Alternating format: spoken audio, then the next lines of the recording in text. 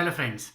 सबसे पहले तो मैं आपको बता दूं कि नंबर सिस्टम का ये लेक्चर नंबर 4 बहुत ही इम्पॉर्टेंट है। इम्पॉर्टेंट इसलिए क्योंकि यहाँ पर हम जो बातें सीखने वाले हैं उसका वेटेज स्कूल एग्जामिनेशन में सबसे ज़्यादा होगा और नंबर सिस्टम में उसका इम्पॉर्टेंस भी सबसे ज़्यादा होगा। जी हाँ दोस्तों, मैं यहाँ बात कर रहा हूँ representation of rational number and irrational number on the number line. ज़्यादातर स्टूडेंट्स को रिप्रेजेंटेशन में बहुत ज़्यादा दिक्कतों का सामना करना पड़ता है, इसलिए हम कोशिश करेंगे कि हर कैटेगरी के हर मेथड को हम आपको अच्छे से समझाएं।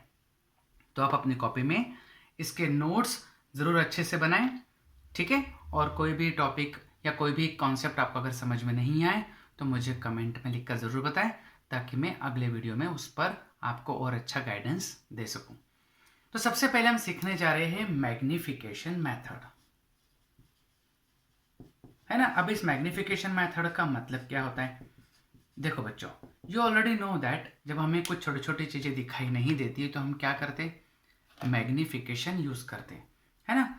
जैसे मैग्नीफाइंग ग्लास जो होता है, अगर कोई अल्फ़ाबेट अगर मान लीजिए छोटा सा मैं यहाँ पर लिखूँ टू, आपको समझ में नहीं आ रहा है, दिखाई नहीं दे रहा है।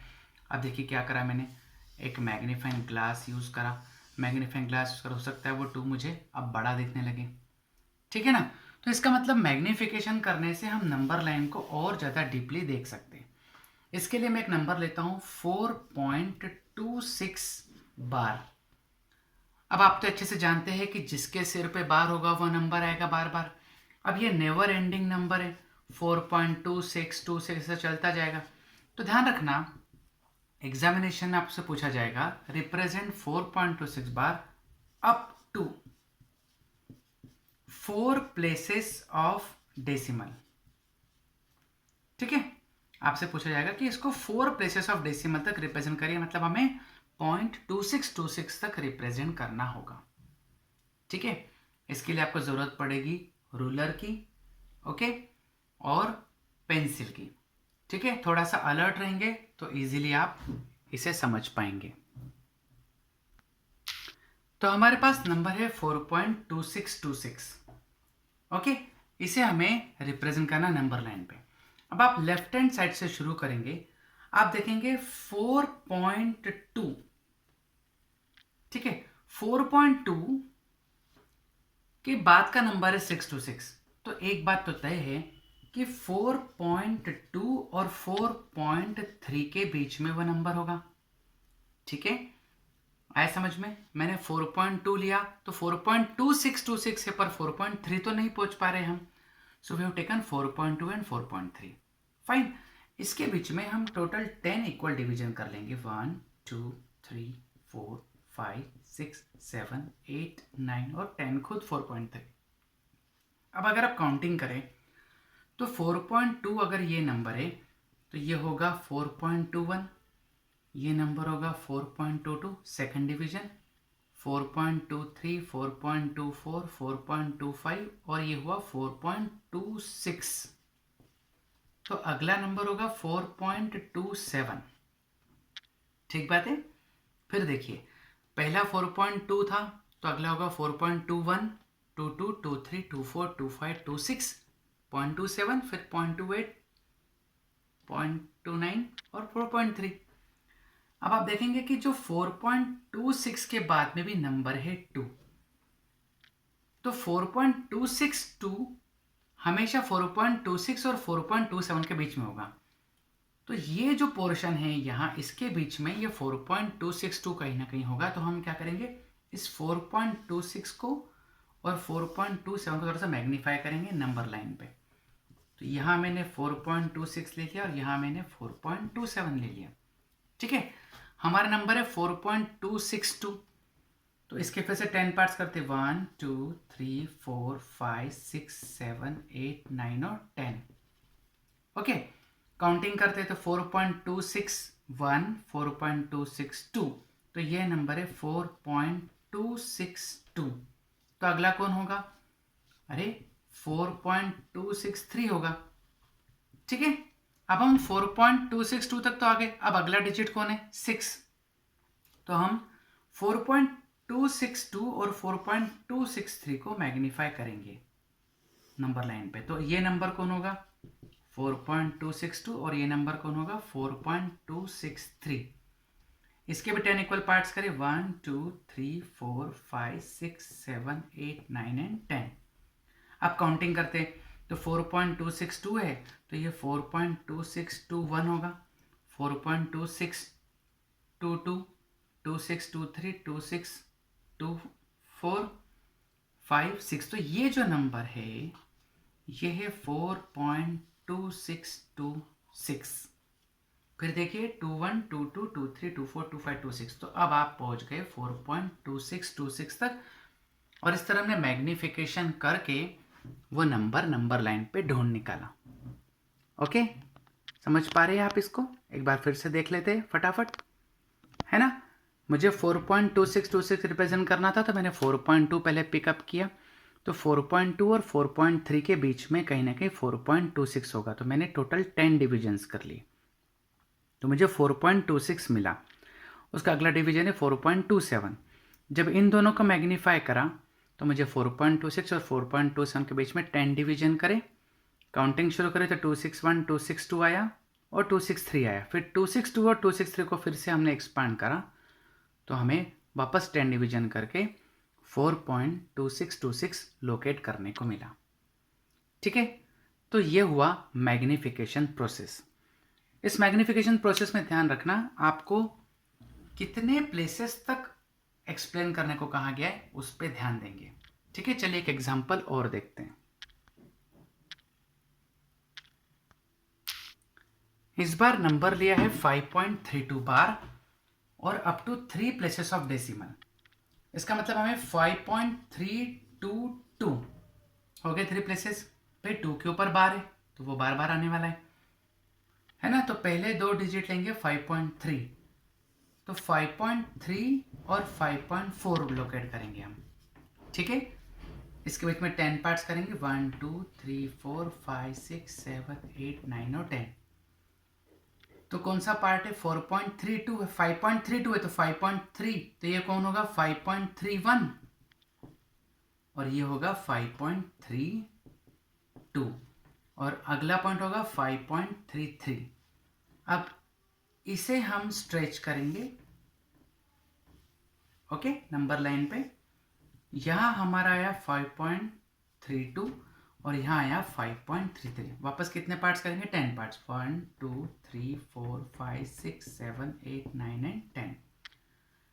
काउंटिंग शुरू करेंगे तो 5.32, ये होगा 5.321 और ये होगा 5.322। तो देखा आपने, केवल डबल मैग्निफिकेशन से हम उस रिजल्ट तक पहुंच गए। इस तरह आपको लेफ्ट हैंड साइड से अप्रोच करते हुए चलना है और धीरे धीरे उस नंबर लाइन को एक्सपांडेड करते जाना है, शो करना कि आपने कौन से पोर्शन को मैग्नीफाई करा है। ओके, तो ये थी पहली प्रोसेस मैग्निफिकेशन। इसके थ्रू आप रिपीटेड डेसिमल एक्सपेंशन को रिक्वायर्ड नंबर ऑफ प्लेसेस पर रिप्रेजेंट कर सकते हैं नंबर लाइन पे। ठीक है, आइए देखते हैं अगली मेथड जिसमें हम इरेशनल नंबर को एक्सप्रेस करना सीखेंगे नंबर लाइन पे। इरेशनल नंबर को रिप्रेजेंट करने की ये पहली मेथड है जिसे कहते हैं स्पाइरल मेथड।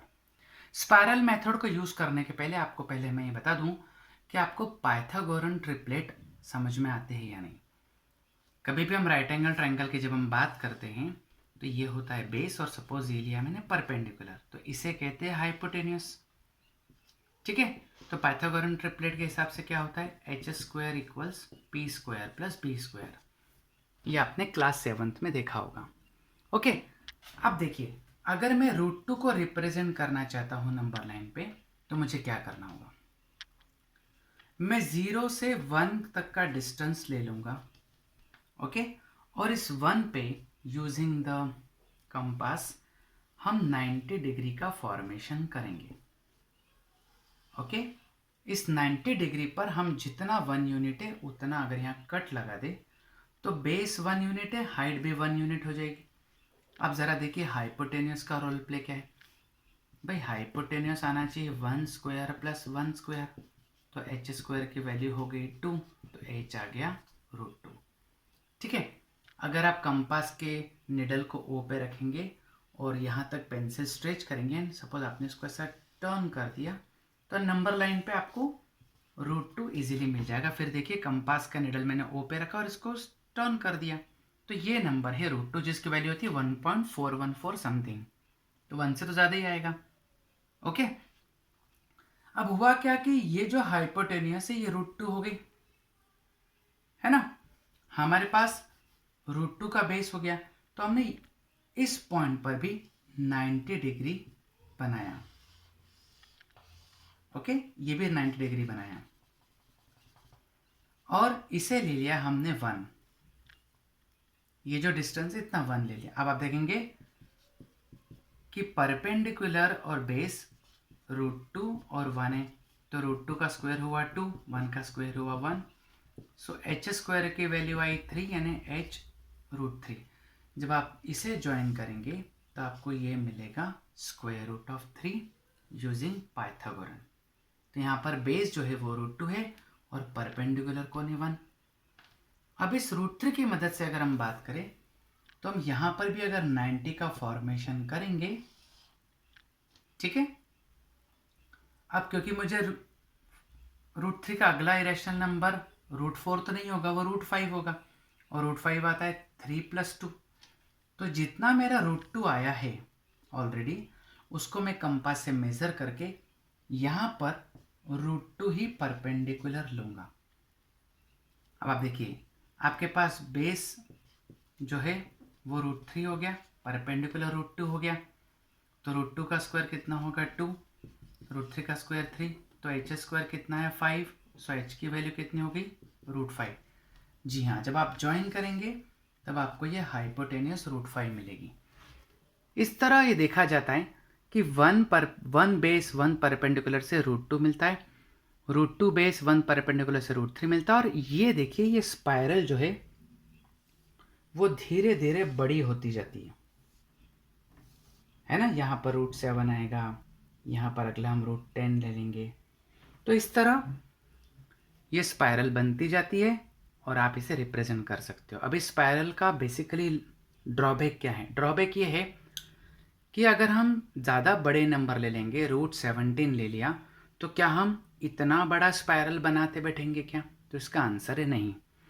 इसीलिए हमें स्पाइरल मेथड से थोड़ी दूसरी मेथड पर जाना पड़ेगा, खासकर जब हमें बड़े नंबर रिप्रेजेंट करना होते हैं। आइए देखते हैं अगली मेथड कौन सी है। इस मेथड का नाम है डायरेक्ट मेथड। अब इसे डायरेक्ट मेथड क्यों कहते हैं, आइए कुछ एग्जाम्पल से समझते हैं। जैसे मुझे √17 बताना है जिसकी अभी मैं बात कर रहा था, तो √17 स्पाइरल मेथड से तो बहुत ही देर बाद आने वाला है, काफ़ी टाइम लगेगा उसे लाने में। तो क्यों ना हम 17 के ऐसे 2 पार्ट करें कि जो परफेक्ट स्क्वायर का सम हो। अब 17 को आप लिख सकते हैं 4 स्क्वायर + 1 स्क्वायर, हुआ ना 16 + 1 17, है ना। तो हमने लिखा √17 का अगर हम स्क्वायर करें तो वो 17 होगा जो कि 4 स्क्वायर + 1 स्क्वायर से बनेगा। इसका मतलब अगर मैं इसे कंपेयर करूँ h² = p² + b स्क्वायर से, तो मैं समझ जाऊंगा कि मुझे परपेंडिकुलर बेस 4 या 1 लेना पड़ेगा। तो मैं क्या करूँगा, 0 से लेके 4 तक मैंने बेस ले लिया नंबर लाइन पर, ओके, और 4 पे हमने परपेंडिकुलर बना दिया और उसकी लेंथ हमने कितनी ली 1 यूनिट। अब ये जो हाइपोटेन्यूस है वो आपकी √17 बनेगी।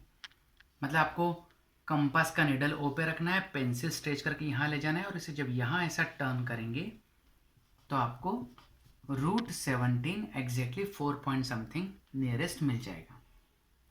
ठीक बात है। तो इस तरह देखा हमने √17 कैसे रिप्रेजेंट कर सकते हैं। अब एक और नंबर लेके देखते हैं। सपोज मैंने आपको दिया √13, तो √13 के लिए क्या करेंगे खुद सोचिए। 13 को क्या लिख सकते हैं हम, 2 परफेक्ट स्क्वायर का सम। आपको नहीं लगता है कि 9 + 4 है ना। तो √13 का स्क्वायर करने से मुझे 3 का स्क्वायर और 2 का स्क्वायर मिलेगा। तो हाइपोटेन्यूस का रोल प्ले कौन करेगा, √13, ठीक है। तो मान लीजिए मैंने बड़ी साइड बेस को मैंने 3 ले लिया, 0 से लेके 3 मैंने रिप्रेजेंट कर लिया, और यहाँ पर जब मैंने परपेंडिकुलर कंपास की हेल्प से बनाया तो उसे मैंने 2 यूनिट्स ले लिया।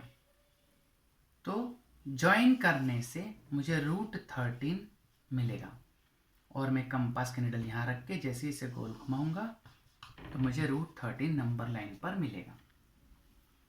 ठीक है, आया समझ में? एक और नंबर की क्वेरी मेरे पास पिछले कई दिनों से आ रही थी। मुझे कुछ बच्चे पूछ रहे थे कि सर हम √85 को कैसे रिप्रेजेंट करेंगे। चलिए देखते हैं √85 के लिए क्या करना होगा। 85 को हम किन दो परफेक्ट स्क्वायर के सम के फॉर्म में देख सकते हैं, तो उसका आंसर है 81 + 4। जी हाँ दोस्तों, 81 किस नंबर का स्क्वायर होता है? 9। Very good. और 4 किसका स्क्वायर होता है? 2। तो इसका मतलब हमें बेस कितना लेना है? अब 9 यूनिट्स लेना है। ओके, और जब 9 यूनिट्स पे हम परपेंडिकुलर बनाएंगे तो उसे कितना लेना है? 2 यूनिट्स। तो जब आप इसे ज्वाइन करेंगे तो ये हाइपोटेनियस √85 के फॉर्म में आएगी। ठीक है, जो कि 9 पॉइंट समथिंग है, तो 9 से जस्ट थोड़ा सा आगे कंपास आपका पेंसिल कट करेगी। ठीक है, तो डायरेक्ट मेथड में हम ये तभी कर सकते हैं जब उस स्क्वायर रूट के अंदर आने वाले नंबर को किसी दो परफेक्ट स्क्वायर के सम के फॉर्म में रिप्रेजेंट कर दें। तो यहाँ तक तो बात समझ में आती। अब गड़बड़ क्या होती है कि रूट के अंदर आने वाली क्वांटिटी अगर डेसिमल हो जाए तो फिर क्या करेंगे? ये सबसे इंटरेस्टिंग मेथड है। इसका मैं आपको डेरिवेशन समझाऊंगा। वो डेरिवेशन अगर आपको समझ में आ जाएगा तो कंस्ट्रक्शन करने में आपको ज़्यादा कुछ दिक्कत नहीं होगी। चलिए देखते हैं अगली और लास्ट मेथड। इसे कहते हैं कंस्ट्रक्शन मेथड। पहले इस मेथड को समझ लेते हैं। मान लीजिए मुझे स्क्वायर रूट में कोई नंबर x रिप्रेजेंट करना है। ओके, तो मैं क्या करूँगा? मैं नंबर लाइन पर 0 से x डिस्टेंस लोकेट करूँगा। ओके, और मुझे 1 सेंटीमीटर एक्स्ट्रा लोकेट करूँगा। तो टोटल मेरे पास x+1 यहाँ तक आएगा।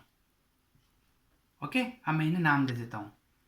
ये पॉइंट मेरा A है और ये पॉइंट मेरा B है। तो OA जो है वो x है और AB जो है वो 1 है।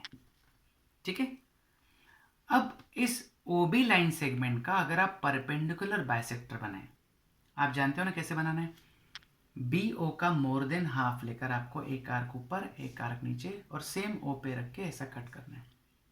तो आपको परपेंडिकुलर बाइसेक्टर मिलेगा किसका? OB का। मान लीजिए वो पॉइंट मैंने ले लिया C। अब C पे जब आप निडल रखेंगे कंपास की और उसे रोटेट करेंगे तो आपको एक सेमी सर्कल मिलेगा। आए समझ में? अब आप पॉइंट A पर भी एक परपेंडिकुलर बनाएंगे। वो इस सेमी सर्कल को कट करेगा किसी पॉइंट D पे।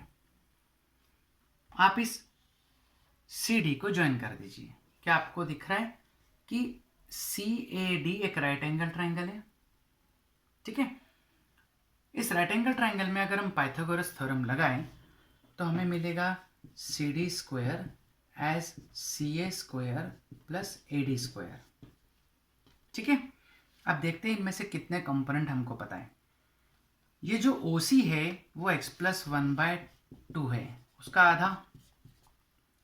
जब हमने C पर सेंटर पे सर्कल बनाया था तो जब टर्न करके यहाँ तक ले गए थे पेंसिल को तो CD भी तो उतना ही जितना CO था, इसलिए CD की वैल्यू x+1/2 होगी। ठीक है, और बात, ये जो डिस्टेंस CA है ये CA distance complete OA minus OC से बना है। अब आप बोलोगे OA की वैल्यू कितनी? x है और OC की वैल्यू कितनी है? x+1/2 है। ज़रा आप एलसीएम लेंगे 2 तो 2x माइनस x माइनस 1 यानी x-1/2 CA की वैल्यू आ जाएगी। ठीक बात है। फिर देखिए O से A तक तो हमने x लिया था और O से C तक x+1/2 है। तो CA distance OA minus OC that means x minus x+1/2, तो आया x-1/2। जब हम पाइथागोरस की बात करते तो यहाँ से लिख सकते हैं AD square is CD square minus CA square. Okay, अब CD की वैल्यू कितनी आई हमारे पास, x प्लस 1/2 आई, है ना, और CA की वैल्यू कितनी आई, x माइनस 1/2 स्क्वायर आई। अब या तो इनका स्क्वायर ओपन करिए या देखिए A square minus B square के फॉर्मूले से a प्लस बी और a माइनस बी, ज़्यादा आसान है ना, A square minus B square is a plus B a minus B. जब इसे आप LCM 2 लेते तो 1 से 1 कैंसिल होकर वो 2x होता है, और इसका जब LCM 2 लेते तो x से x कैंसिल हो जाएगा, 2/2 बचेगा। तो होगा क्या, 2 से 2 ये कैंसिल, 2 से 2 ये कैंसिल, तो कंप्लीट रिजल्ट है केवल x बचेगा। इसका मतलब जो AD स्क्वायर है उसकी वैल्यू x है, तो AD की वैल्यू √x होगी, है ना। तो इससे समझ में आया कि जो डिस्टेंस AD है वो हमारा रिक्वायर्ड √x हमेशा होगा। अब हम कंपास को अगर A से D पे लाके रखें, चाहे तो हम A को थोड़ी देर के लिए 0 मान ले, और जब यहाँ से पेंसिल गोल घुमाएंगे तो हमें आगे जाकर √x लोकेट करने में आसानी होगी। आया समझ में? ठीक है, डेरिवेशन हमने इसलिए आपको समझाया कि कोई भी प्रोसेस हम रट नहीं सकते भाई, उसका आंसर जैसे आए वैसे समझना तो पड़ेगा हमको, है ना। तो इसका फ़ायदा क्या मिलेगा मालूम है, कि स्क्वायर रूट के अंदर अगर कोई डेसिमल नंबर आ जाए तो उसको तो हम डायरेक्ट मेथड से एक्सपांड नहीं कर सकते, है ना। ठीक है, चलिए इसको नोट कर लिया आपने, चाहे तो वीडियो स्टॉप करके आप इसे रोक लीजिए, इसे नोट कर लीजिए।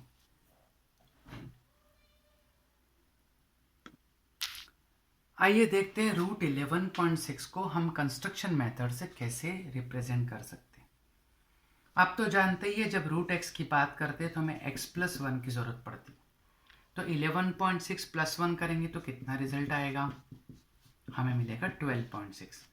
तो नंबर लाइन पे सीधे 12.6 आप रिप्रेजेंट करिए, है ना। 11.6 भी बताना है और 12.6 भी बताना है। ओके, अब ये जो टोटल डिस्टेंस आया OB, उसका हमें क्या करना है, परपेंडिकुलर बाइसेक्टर बनाना है, उसे नाम देना है C पर कंपास रख के O से पेंसिल टर्न करनी है तो हमें सेमी सर्कल मिलेगा। यहाँ तक क्लियर है?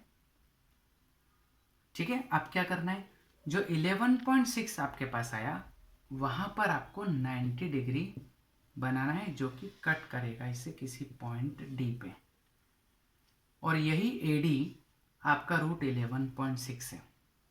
आप चाहे तो एक सेपरेट नंबर लाइन बना ले, वहाँ 0 ले ले, ये जो AD जितना भी आपके पास आया है वो O पे रख के इंटरसेक्शन करके बता दे कि हाँ 11.6 ये है, या A को थोड़ी देर के लिए ओरिजिन 0 मान ले, ठीक है। और जब AD से आप कंपास टर्न करते तो यहाँ पर भी √11.6 लिखेंगे तो कोई दिक्कत वाली बात नहीं है। आए समझ में आपको? ठीक है, तो इस तरह हम नंबर लाइन पर उस नंबर को रिप्रेजेंट कर सकते हैं। ठीक है, अब आप कुछ भी नंबर लीजिए, जैसे √3.5 की अगर हम बात करें, जैसे आपको √3.5 बनाना है तो क्या करेंगे, 3.5 प्लस 1 यानी 4.5 लेंथ का नंबर लाइन पे हम लेंगे। ओके, और फिर 4.5 का बाइसेक्टर बनाएंगे, और जहाँ 3.5 था वहाँ से एल्टीट्यूड बनाएंगे। फिर बता रहा हूँ कि अगर आप इसे 0 मानते तो इतना पोर्शन √11.6 से, या अलग से 0 लेकर नंबर लाइन पे बनाते तो ज़्यादा अच्छा होगा, वहाँ पर भी आप √11.6 यानी √3.5 जो आप बना रहे थे वो आप रिप्रेजेंट कर सकते हैं। देखो बच्चे, जो चारों मेथड मैंने आपको बताई, चाहे मैग्नीफिकेशन हो, चाहे स्पायरल हो, चाहे डायरेक्ट मेथड हो या डेसिमल हो, एग्ज़ाम में इनमें से किसी न किसी एक प्रोसेस पर नंबर लाइन पे रैशनल या इरेशनल को रिप्रेजेंट करने को आपको एग्ज़ाम में कहा जा सकता है। जितनी मेथड कॉम्प्लिकेटेड होती जाएगी उतने मार्क्स बढ़ते जाएंगे, इसीलिए सभी मेथड आपको बार बार रिवाइज करनी चाहिए, रैंडमली नंबर लेना चाहिए और फिर उनको नंबर लाइन पर रिप्रेजेंट करके देखना चाहिए। आई होप आपको ये आज की मेथड सारी समझ में आ गई होगी। हम अगले वीडियो में इरेशनल नंबर के हैंडलिंग को और डीपर लेवल पर सीखेंगे। ठीक है, थैंक यू वेरी मच।